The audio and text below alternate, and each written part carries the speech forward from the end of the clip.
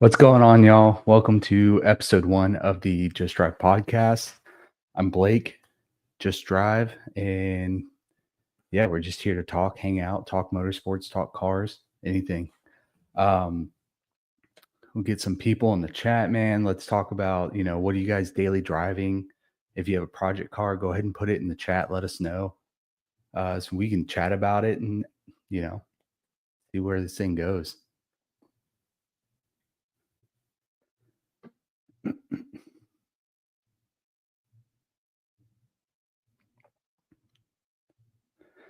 Yeah, while we wait for that, we talk about, what is Just Drive. Basically, a few years ago, I was working with a friend of mine, and we had a media company called Riot Media, and we were filming everything from paintball to motorsports, drifting, whatever we can get behind the camera with. And I went off and joined the army for a few years, came back, and wanted to narrow down what I was doing, and really wanted to focus on motorsports. So I decided to go to automotive tech school and you know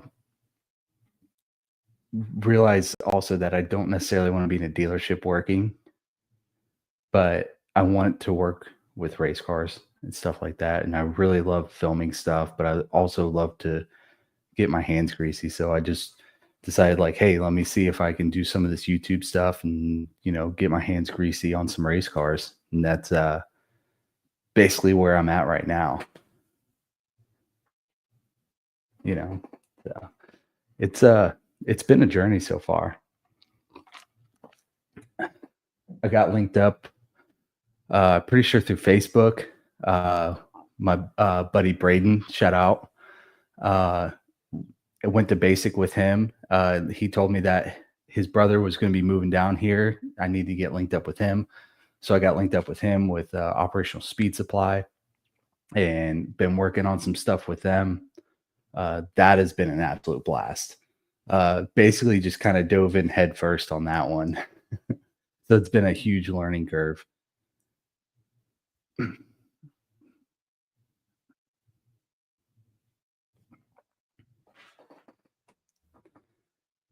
Yeah, so we went to Sebring. What's that? What's Sarah say? What's the next car? Or what? So we've been working on the Operation Torch 98 Z28 Camaro. Uh, had an LS1 in it. Didn't pan out so well with the LS1. It was a little tired. So now we're working on the LS3, getting into there. Uh, and man, that thing is giving us a fit a little bit, but it's getting done. And this thing is going to be sick. I cannot wait to see this thing go around NOLA.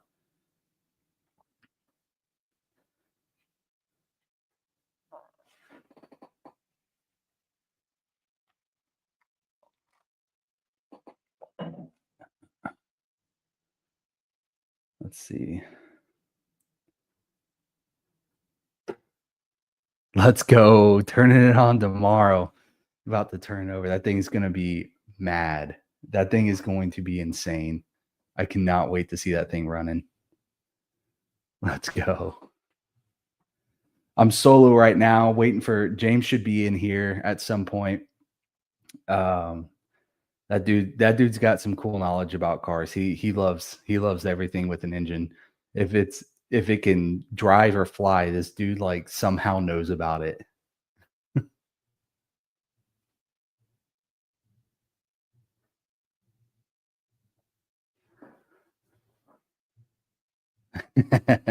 The three's backwards. It's driving me nuts. I need to flip it around for the video. It's driving me nuts. His name's signed backwards and everything. Yeah, I need to flip it around. I'm getting oh, dude, some break. Yeah, dude, the break-in procedures. That's gonna be, you know, good. Testing it out. Take it on I-4, just test her out a little bit. Go the speed limit though.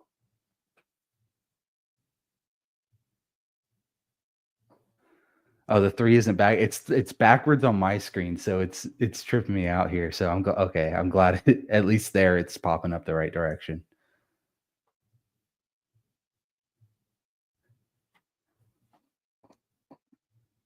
Yeah, so the next event we're going to, I was gonna go to the 12 hours of Sebring, but, I had some buddies that, were gonna go with me, but they are not able to go. So it would just be me out there, and it's not quite the same when it's just yourself, and then, so I think the next thing I'm gonna go to is probably NOLA, New Orleans, and hang out with the Operational Speed Supply guys, those awesome group of dudes. Dude, the Tampa loop, yeah. The Tampa traffic loop. It's just stop and go. I guess it'll test the durability of it.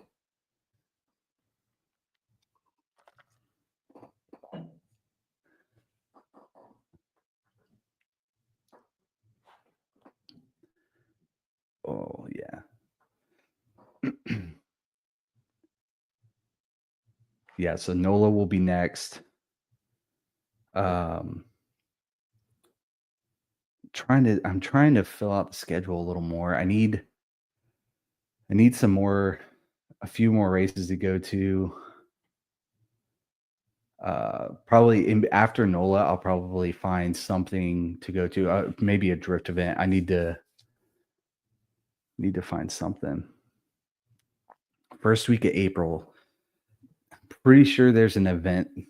I need to look at the calendar because I'm pretty sure there is an event then. Just not entirely sure exactly which one it is. I wanna say it's something at Sebring, which I do not like turning down opportunities to go to Sebring. I love that track. That place is epic. I grew up in stock car racing, so I spent a lot of time what's now called Freedom Factory, back in the day was DeSoto Speedway, and I was there. My mom was a scorer, my grandma was a scorer, and I was sitting in that score booth at 2 days old, just hanging out, I don't from that day forward, I was there up until 15, 16 years old, and even then I started going to East Bay Raceway, which was a dirt track, stock car track, and worked on the fire crew with my dad for, geez, probably something close to 10 years off and on, whatever I had going on in life at that point. That was a lot of fun. Cruising on the back of the fire truck. Yeah, super early. Super, super early. That was, had to start the addiction early. Um, yeah, that was a lot of fun. Working on the fire truck too, that was a blast. That was a cool experience. I was probably a little young to be doing that, but, it's whatever.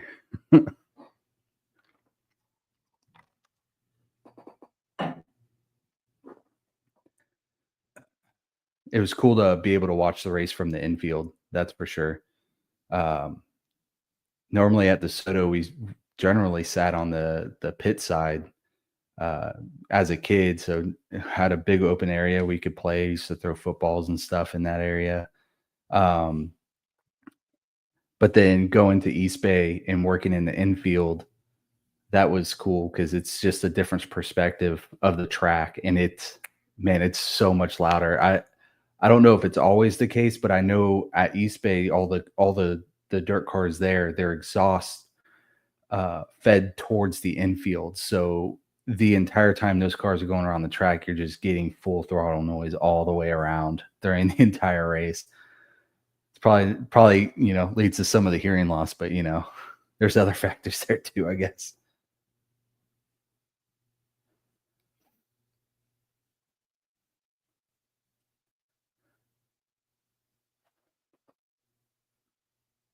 Oh man,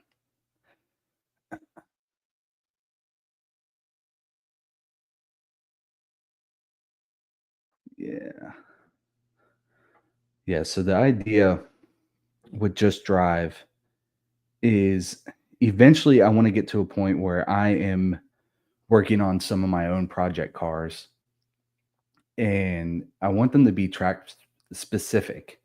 Whether that be a car for like a track day or something I do some small races with, or building some cars with for friends too.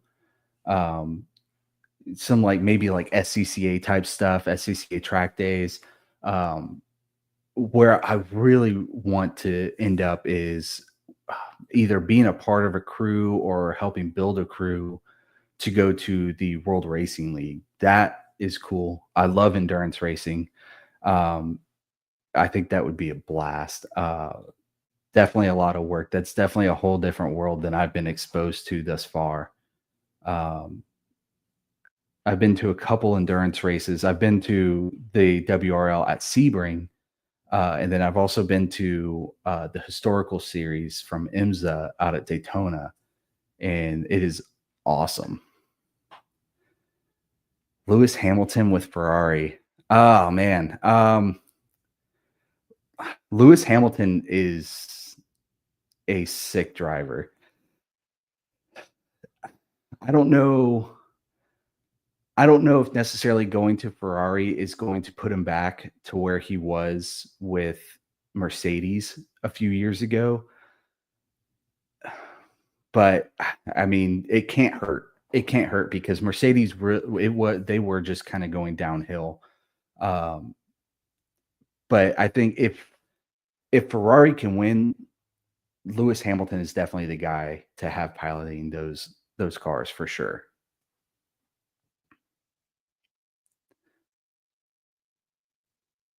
Yeah, Fernando Alonso, that dude is for sure going into a Hall of Fame somewhere, for sure. But I'm still not going to root against Max Verstappen. Dude, dude, dude, dude. Definitely not going to root against him. But Lewis Hamilton is definitely a great driver. Like, there's no doubt about that.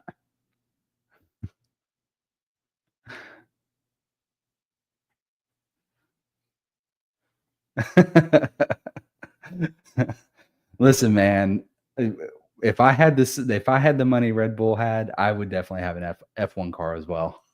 I would not. There would be no problem there. I mean, they've definitely earned their stripes. They were when they first entered into F1, they were not good.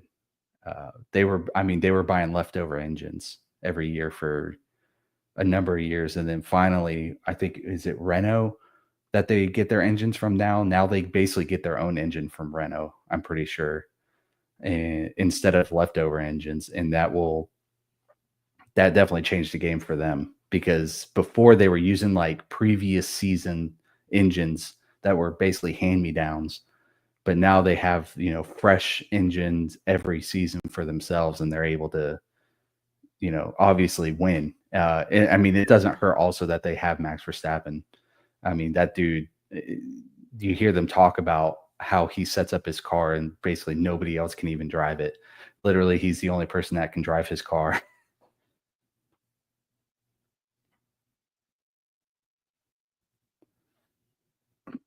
I really don't watch that much F1 nowadays. I watched it for a little bit for a couple seasons. I just wasn't a huge fan of like the advertisement of the drama. That's kind of why I like step back from NASCAR too. The advertisement of drama just doesn't do it for me. I want to see the drivers driving their cars. Nothing else. I'm not a huge fan of the rest of it. Yeah, I they've I believe lengthened the wheelbase, but narrowed it on the new car that's going. I think that's going into 2026, and hopefully that will change up. Because right now those cars they're just too wide for a lot of the tracks that they run because they're still running the same tracks that they were back when the cars were significantly smaller. So the passing has basically ceased to exist. You see these announcers on when they're on their live stream and you get like 2 passes during the whole race, and when somebody passes another person, they freak out. It's hilarious. Like, F1's become kind of a game of pit strategy. So if you pit and you get past, that becomes the thing, that's how it works. But if you pass somebody, I mean, it takes a lot to pass with those cars how wide they are right now, because those tracks are so narrow, especially on the street circuits. But you see the same thing in IndyCar too. It's in even some of the NASCAR tracks too. If whoever starts in first probably going to end up in first. I'm glad that NASCAR got away from the clash at the Coliseum. That was there. You can't pass anybody on that. That track is so small. It wasn't even a track. It was like a foot race track. It was for like a track team in high school. Or I'm pretty sure it was the Olympics. It was just so small you can't pass on there. Um, I like what they did with the clash this year with NASCAR, changing up the track. That was awesome. I don't know if though I I think they're kind of making it a little different and trying to change up the clash. I saw a few interviews where they were talking about um, having the clash at a different track every year, which would be cool. Definitely change it up. But I think it would be cool to see some of the old tracks that, I mean, they hadn't ran even in my lifetime come back. That would be cool. Yeah, you got to shake and bake. That's it. That's it, Kevin. You got to shake it before you bake it. That's facts, though. If you ain't first, you're last.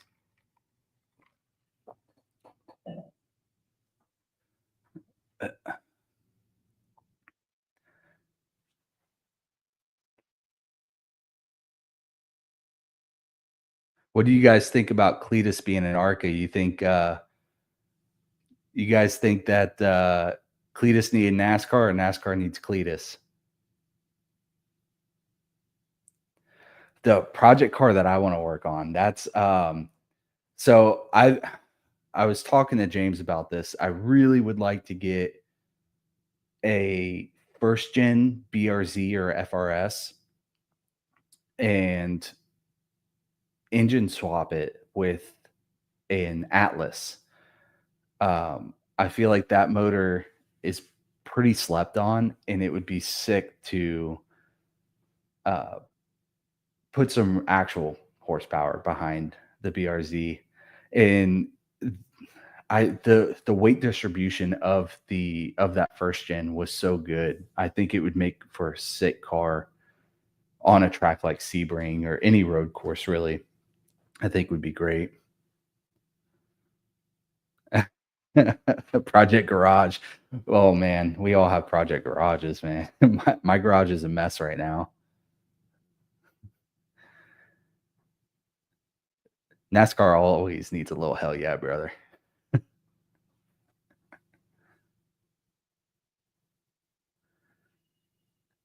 Yeah, I'll take that first gen BRZ with that garage. I think that would be a lot of fun. And a lot of people, when they talk about like their first project car, they want a Miata. I'm 6'2". That's kind of hard to. Uh, I've ridden in a few Miatas, and my head definitely sticks up above the windshield, so it's kind of hard to. Like my eyes are like completely parallel with the top, so I either have to like duck down to see or like look over to see. The Joe Deere, it got a Hemi in it. It got a Hemi in it.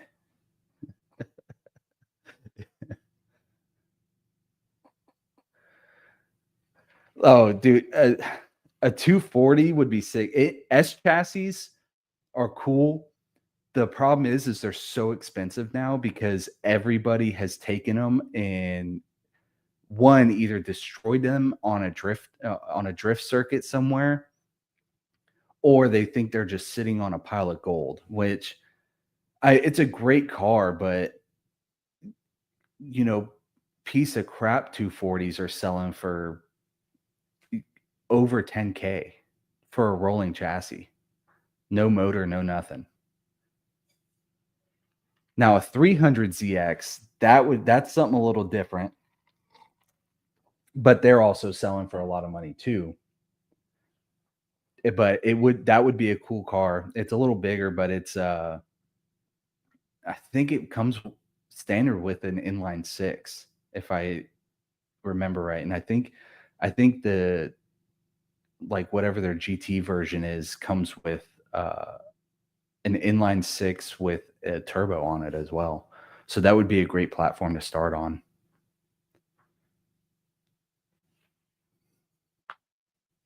But S chassis are cool. Um, if you go to like any of the uh US Drift Circuit, or even just go to like OSW for their drift days, they you'll see like tons of, either you see 350Zs that are LS swapped, or you see uh an S chassis, a 240, or like a S13, 14, or 15 out there that's pretty much LS swapped half the time. Either that or 2J swapped, depending on how much money the person has to put in it. But I haven't seen anybody really doing an Atlas swap on anything yet. There's a few videos on YouTube of some guys doing it, but it's not like a super common thing yet.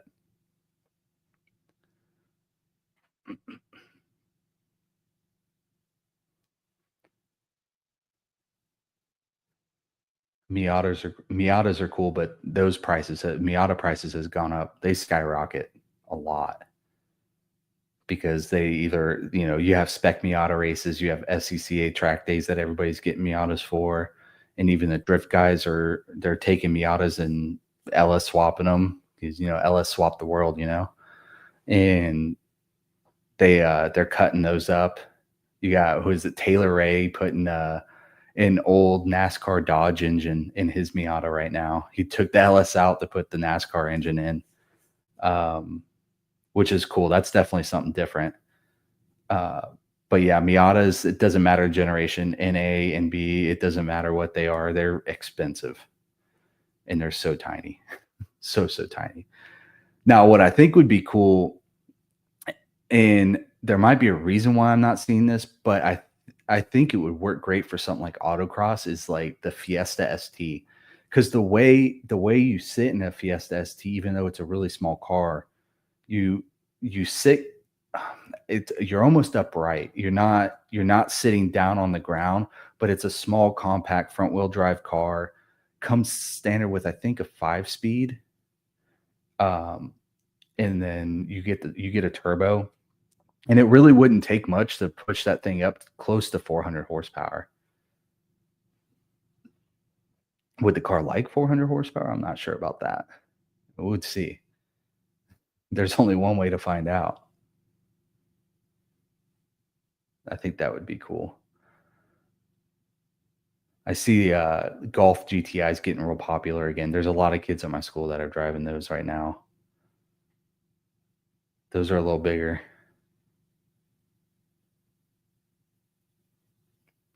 Yeah, they are pretty fast. James, that my buddy James, he had one. He had this. They said it was red, but this thing was straight up orange. And the I don't we put that ST in some spaces where it probably shouldn't have been. Driving down 75, getting licenses suspended and stuff, causing trouble. That was definitely a fun car.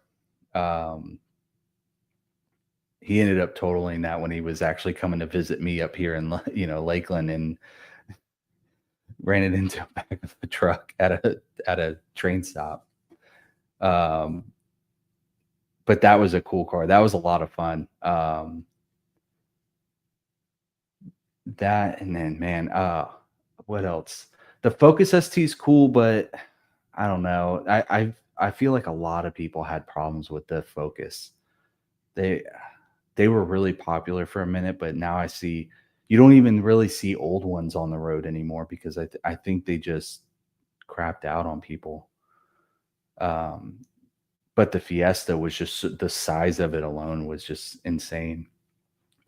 And then you have the right now you have the biggest hatchback right now is probably the GR Corolla, but for some reason they just keep catching on fire. I don't know what Gazoo Racing is doing to these Corollas. I don't know if it's like a wire harness problem, but they're catching fire and just I don't know.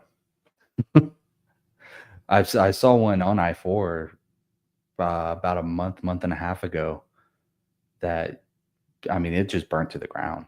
Uh, and then I see BMWs all the time on I-4. BMWs everywhere. If you guys want a BMW, go drive up and down I-4.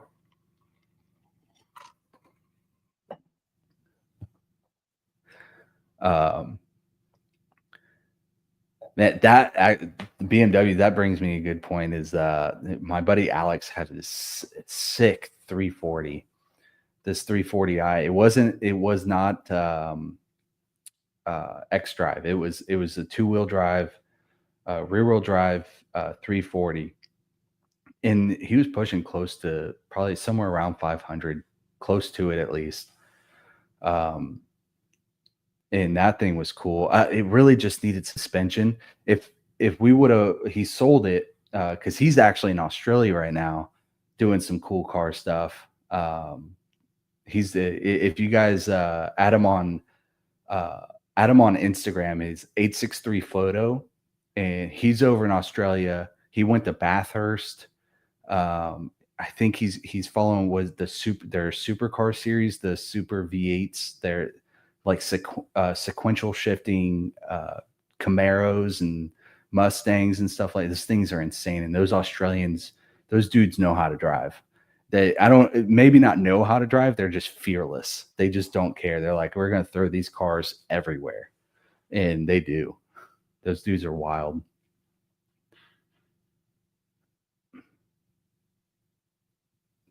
Lightning McQueen. Do you know? Do you know who that character is based off of? Because it's based off of a real life person. I'm pretty sure I've told you this before, sister.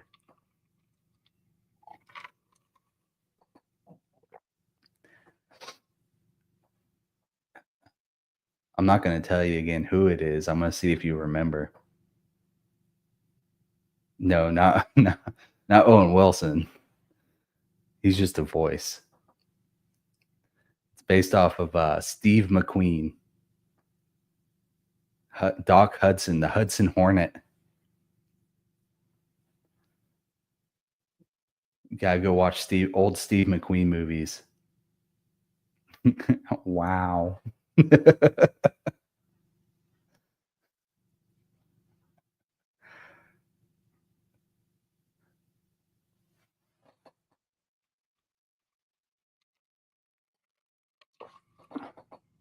What other cars you guys want to talk about?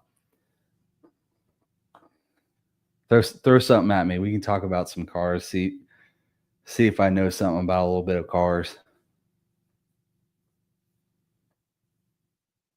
I have a lot of opinions, maybe not knowledge, mostly opinions. Evo. Was it the Evo? Was it the Evo 8?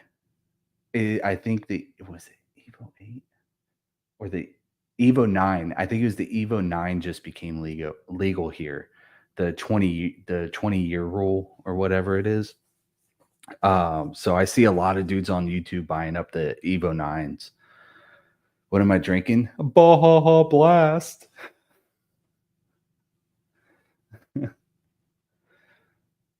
What color Evo would I get? I would get if I got an Evo, which I would not turn down an Evo. Evo would be cool. Um, I'm simple. I want black cars.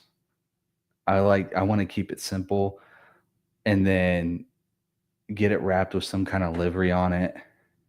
No, I don't want to yellow. I don't no. No yellow. That stands out too much. That's how you get pulled over. The key is to get like a white or a silver car, and then they don't pull you over.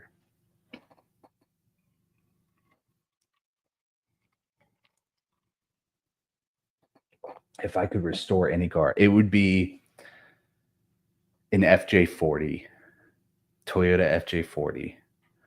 I think those are so sick. And it's different. Like everybody has Jeeps and Wranglers and stuff like that. Like an old Wrangler wouldn't be bad, but I would definitely go for like an old FJ40. I would definitely love to get another third gen Forerunner though. That would be cool and turn it into like a Baja truck, take it up to the firm. They have some they have they call it rallycross, but it really is like more of like a Baja style. It's not really rally because when you think of, what we have here in Florida is mostly sugar sand. So you end up building a vehicle that can withstand, going through that sugar sand and kind of ends up being more like a Baja build than it does a rally build. Because rally, um, you have longer travel on like rally, you have longer travel on your suspension, but it's stiff because you need to have that traction because most of the places that they race for rally is pretty tight and compact. Maybe not necessarily clay, but dirt. Um, because a lot of the stuff is further north in like Finland, Switzerland. The WRC is actually getting ready to come here.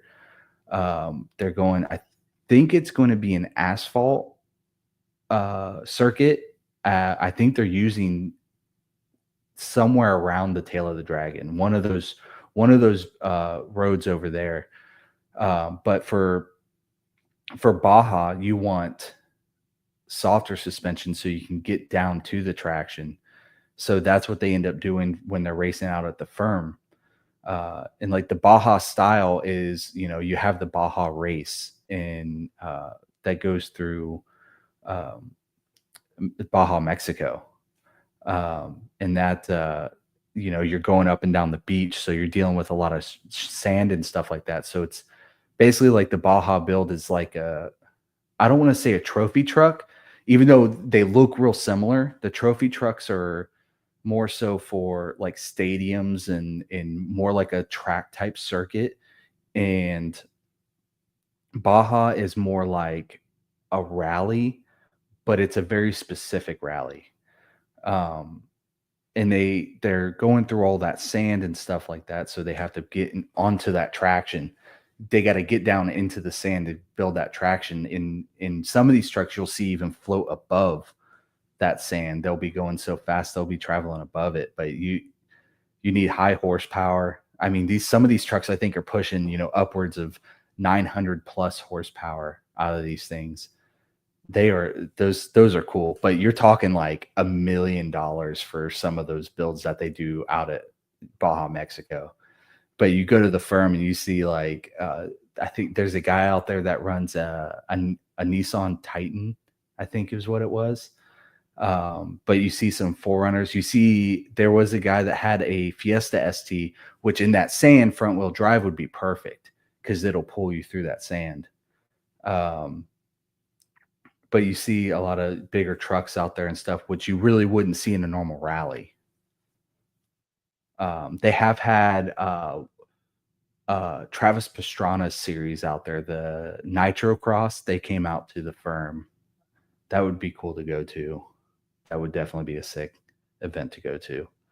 Um, but those are rallycross cars. They run a circuit, real tight suspension, and I mean it's almost like drifting the whole time because you're trying to basically maneuver that car around as much as possible. Those things are quick, sequential gearboxes.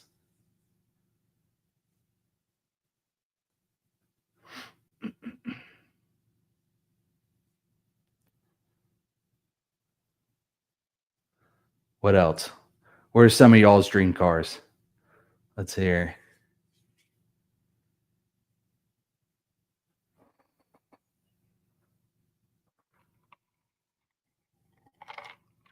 Man, overland vehicle, you really man, you cannot beat a the third gen Forerunner, the third gen SR5. I'm pretty sure the SR5 was their first that had the electronic locking differentials, so you don't have to get out and lock your hubs. You can do it from inside the vehicle. The fourth gen, I know for sure. The SR5 didn't have it. I don't think. I think that was still a manual locking hub, but you have that's I think that was the first year the first generation they introduced the TRD Pro, and then that had uh, the electronic locking differentials. That and the FJ Cruiser also had them, which the FJ Cruiser may look goofy, but that is a sick vehicle.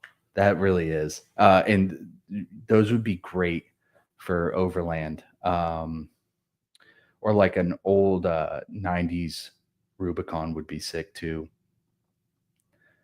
I would engine swap it, LS the world.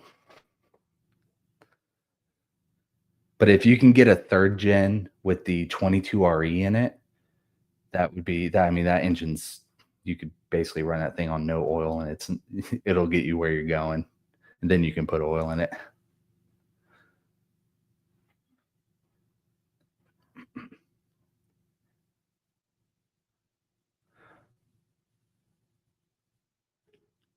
The Bronco, yeah, an old Bronco would be cool. Definitely not the Bronco too. Um, the new Broncos, I wanted to like them so bad, and then I sat in one. Yeah, the old ones are cool. The old ones. Was it like the second generation of them? Those were like the pinnacle of what a Bronco should have been. No, I don't think they had the same issue. Like the Jeep always had an issue with flipping. Those were pretty easy to flip because all the weight was up high on the Jeeps. Their center of gravity was too high. But I don't know what Ford did, but they really didn't have that big of an issue with flipping.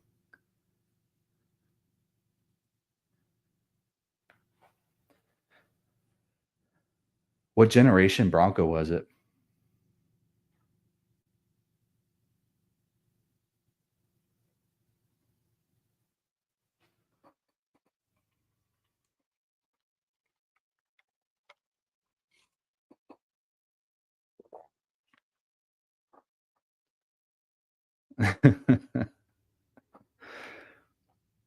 What color was it?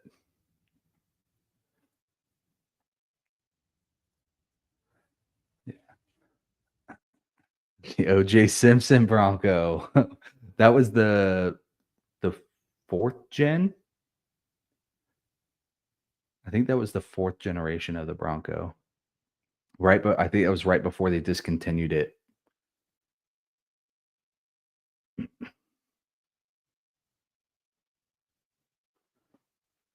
OJ Simpson. Yeah.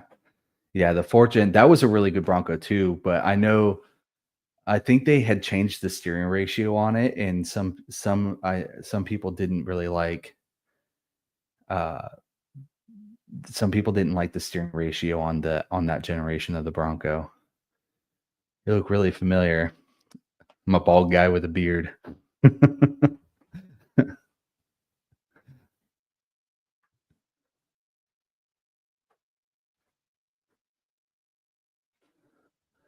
Supernova, man. Do you drive a Nova?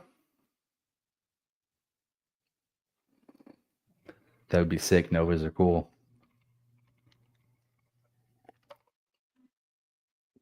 Jason, what's going on, dude?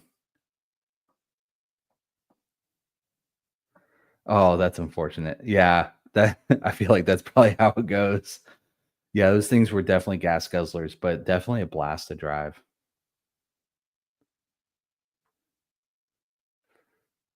Must be Shay. Supernova. You should get a Nova if you're gonna run that name. Dude, I am stoked for NOLA. That's a new track for me for sure, so that's gonna be a cool experience. I love going to new places.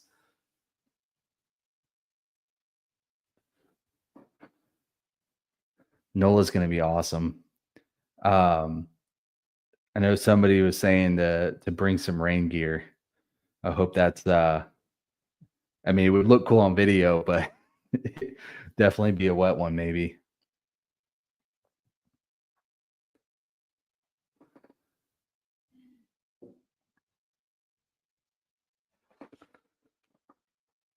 How's that 5th gen doing, Jason?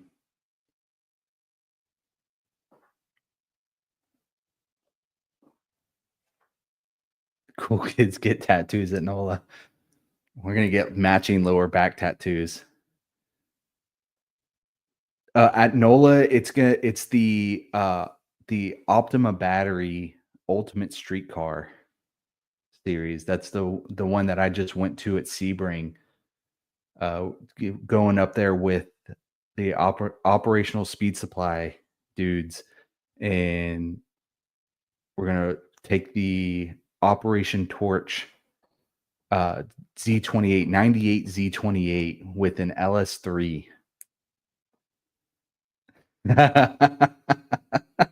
Yes. All right, so if Jason wins, he has to get a lower back tattoo.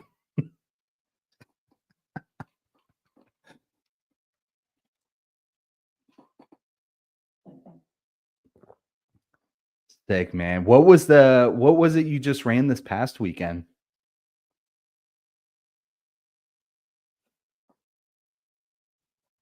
It looked like you were at a track running something.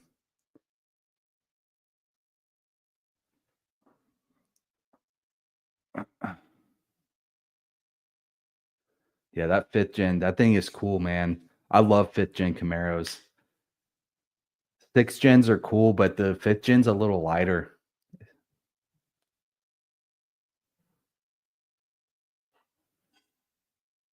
Oh, that's cool, dude. Yeah, the first race. Got 2nd out of 12. That's what I'm talking about, man. That's sick. That's sick.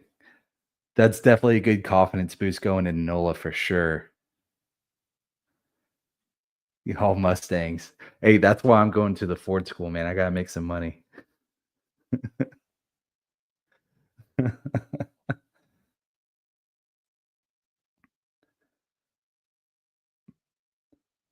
That's cool. Yeah, this series is cool because the Ultimate Streetcar, it's a really cool series. They do so it's not just you run laps on a track and you try to be first, right? Like they have several different categories that you have to compete in, and it was a different experience for me because I'm only used to like normal wheel to wheel racing, but this is like you start with an autocross. So you put down your time for autocross, then you do like it's a speed stop, which more or less, like to me, what it looked like is basically like a drag race, and then you have to go into a braking zone and stop the car as fast as possible. And it like that right there just showcases two very different skills. And then you have the road drive, basically like it like to make sure like, hey, your car is street legal, because that's the whole like the point of this series is that, the ultimate street car, right? What's the point of having the ultimate car if you can't drive it on the street too in this series? And Jason, take it easy, brother. Um, and then after you do that, and then you have it's called DE, where you go and you basically show your card to a panel of judges, and I mean, they dissect your car. That was definitely a first for me, and because you're like, oh, I'm building a race car. It's not, it's the small stuff doesn't matter. But to those dudes, those panel of judges, it's the small stuff that they were looking for. So they look over your car, you talk about your car to them, and basically they give you a score on that portion.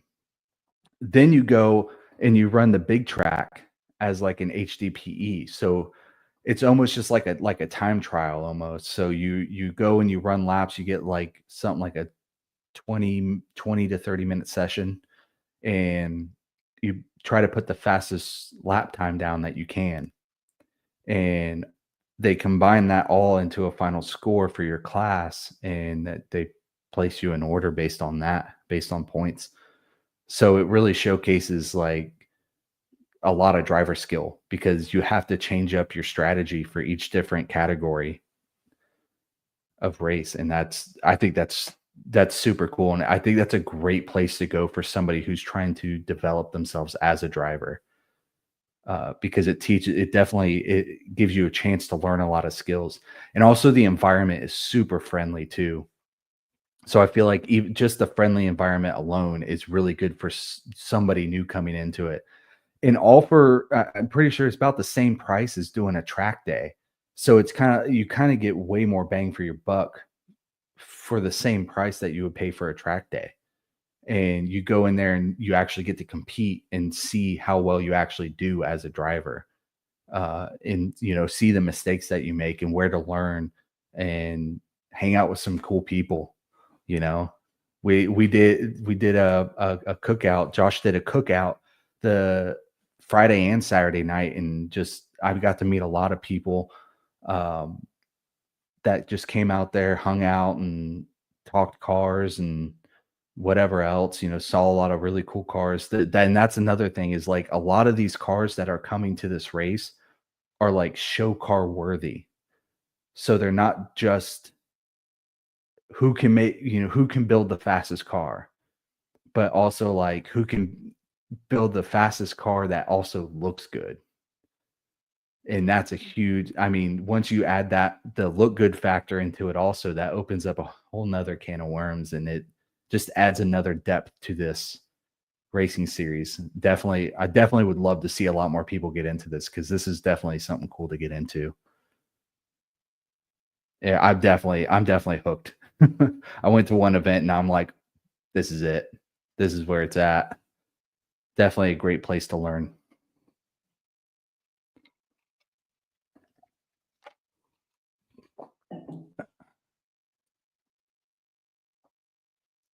Oh man. Well, I think we're gonna call it here, guys. We're gonna possibly do this every week. You guys let me know. Let me know in the comments if you want me to do this every week, every other week, once a month. I'm open to whatever. Just cool to come hang out, the middle of the week. I know we're all waiting for the weekend, either work on the car or go to a racetrack or something, something to break up the monotony of the week. Let me know what you guys think, what you want to do. This is definitely a learning curve for me, talking in front of the camera live. So, yeah, man, you guys have a good night. Appreciate you.